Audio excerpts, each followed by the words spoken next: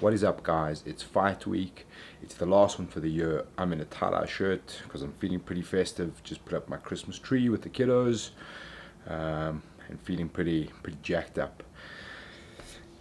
Last one for the year. It's been a strange year, I think, especially for local MMA.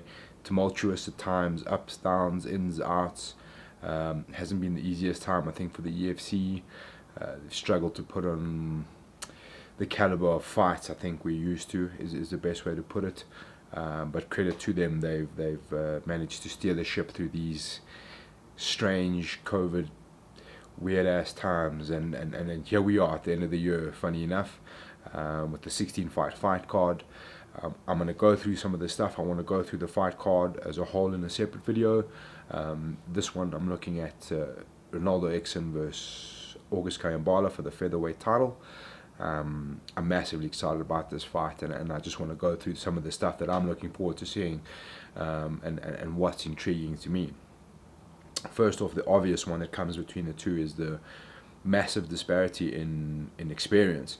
I think August is still quite young in his career at 5-2 with 7 pro fights. He's faced a lot of stiff competition in terms of the EFC landscape, but when you look at Ronaldo Ekson, who's 16-5, this will be his 22nd pro fight. I think there's a big disparity in experience, in pro experience, and in real time cage experience. And not to say that experience is everything, but it definitely has some sort of advantages to it, especially in a big title fight in a big organization like the EFC. August is super cool, calm, and collected, but there's going to be some kind of pressure on that kind of stage, co-main event, fighting for the title for the first time against a big Brazilian threat. It's going to be interesting to see psychologically how he deals with that. I mean, obviously physically he'll be prepared. He seems to have got his stuff together. We know he had a few weight issues in the past. Up at featherweight seems to be a little bit of a better fit for him. I still feel like he's a little bit short, and maybe slightly undersized for the featherweight division, but obviously if he's having weight cut issues, that's where he should belong.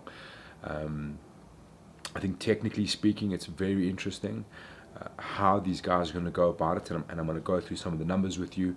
I think in Ronaldo Ekson, if what his stats will tell you is he does definitely like to finish by submission, and if he doesn't find the submission, he does tend to struggle to finish.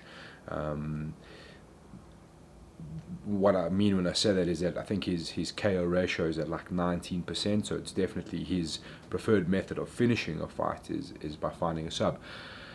How he goes about that can be different. We saw with Edgar Cabeza, he managed to rock Edgar, which led to the submission. I think that's, in my opinion, just the way that all played out. So he definitely does have power up in that weight class. We did see him at lightweight, I think, the first time he arrived, and he mentioned that he would cut the weight, if I remember it correctly. But he's a big unit. So his modus operandi is quite obvious. It's find a submission, and when I talk about Edgar Cabeza, I think he showed he doesn't have to find the takedown. He does have other ways to get it to the deck. And when you look at August Kayambala, August is he's becoming comfortable in his style, is what I want to say. He's confident in his ability. He's confident in his ability to defend a takedown and to enact a takedown. I think he's very explosive, which makes guys very tired, and he lulls you in the stand-up. He's kind of like retreats a bit and then comes forward and retreats a bit and then explodes a bit and then retreats a bit and then explodes all the way into something like a big double leg, and then gets a bit of control time. And I think his style is very tiring for his opponents, and that's where he's winning fights. But let's take a look at the numbers and what I found. So like I said, Ronaldo Ekson, 6 submissions. His finish rate is just over half, 57% finish rate. And like I said, I think his KO rate in there is about 19%. Submission is definitely his preferred choice, and he does get a lot of decision victories, which is going to be an interesting thing to remember. He's obviously undefeated in the EFC in 2 fights with a 100% finish rate, and they're both submissions. And then the disparities in how long he's been fighting. 9 years as a pro, and this will be his 22nd professional bout. And I think that he's gonna be calling on every inch of that experience. When we look at August, he's got 2 KOs and 2 submissions in his young career with a 66% finish rate, 3-fight winning streak. He has not lost a decision, and that's one of the points I want to talk about. His fastest win was a minute 42, and 85% finish rate in that 3-fight win streak. So when I'm talking about the decisions, and I think this is where the fight will be won or lost. I think coming up to sort of sea level, I mean from sea level up to altitude is gonna have a factor here. Obviously August has got to come up from the Cape, and as you know, Ronaldo Ekson's got to come from Brazil. So that's kind of even. When you add in the travel factor, that Ronaldo Ekson's got to come and cut weight after traveling, it's a long flight, it's grueling in these times, you know, the COVID stuff. So you have to kind of give that physical advantage to August. And like I said, in his style, I think that's the way he's going to want to approach the fight. Be patient on the feet, close the distance, clinch, you know, he's slightly shorter. Get the double underhooks, pull him against the cage, grind it out a little bit. If he can get on top where it's safe, and then put some work in. I think for Ekson, it's a very similar sort of approach, except he's going to want to be in the top positions when it gets to the ground. You know, get it to the cage, find the takedown, and get some good top control time. That's the way I see it. I think it's a fight for top position, a fight for control time, which is going to be the difference in this one. If we take a look at their tail of the tapes, let's see how those pan out. Okay, like Ronaldo obviously 16-5-0 versus August 5-2-0. Big difference in age at 32 and 24. There's the height difference I was talking about, and interestingly enough, August has a longer reach, and I think that's got to do with his build, with his long arms,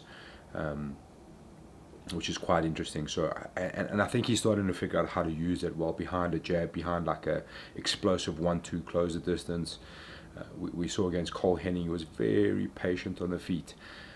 He picked his shots, he picked his moments, and he would like lull and then explode, and then lull and then explode. And I think that becomes very tiring. So massively intriguing fight. I think stylistically it's super intriguing. I think the X factor is going to be obviously the threat of the jiu-jitsu from Ronaldo, and the X factor on August's side is going to be the cardio. If he can grind it out and wind Ronaldo Ekson down, explode and be heavy, land with power when he has opportunities. And I suppose I have to make a pick. I think it's going to be a very tight decision. That's the way I see it going out, playing out. But I think Ronaldo Ekson's gonna squeak a decision there, either unanimous or a split decision. But this is fighting. You know, making picks is very difficult. I just think his experience will get him through, and being the bigger man in that sort of grappling heavy kind of exchanges might play into his hands. His stand-up has looked pretty neat and tidy. We obviously know the kind of gym he comes from, what sort of stand-up they bring, so it's going to be super intriguing. But I would slightly favour Ronaldo Ekson in this one.